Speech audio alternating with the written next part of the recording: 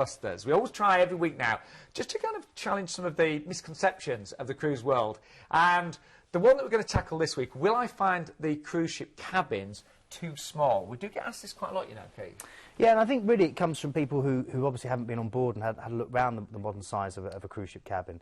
For me personally, no. I mean, I spent 13 years living in a crew cabin. Yeah, you do. Which is are they a bit smaller? The they can ones? be, yeah. Obviously, by the time I got up the chain of command a little bit, they get a bit nicer. Bigger. Do you know what I mean? But yeah, when you first start off, yeah, they're kind of like a shoebox. The ones the ones that the guests get are fantastic, even from an inside. You know, and certain companies will give you even more space. It depends on the company.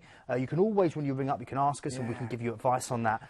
But all of them are for me, more than enough space. And I think, as well as having a good amount of space, they're really well designed as well. They're really clever in terms of your storage and the layout. You know, they really maximise the space that's available. Absolutely, and at the end of the day, you won't be spending that much time in your cabin, because if the ship is doing the right things, which they all do, very true, then you'll be out enjoying yourself, watching shows, hearing lectures, just sunbathing, eating. There's so much to do apart from spend time in your cabin. I will say, if you do see a great deal with a balcony, you've had a couple this show, just having that extra outside space really does make a difference as well. So if you do see some great price on balcony, I always go for that if I can, if it's within budget. Now, I like this one. This is what you're going to be tackling next week. Am I too young to go on a cruise?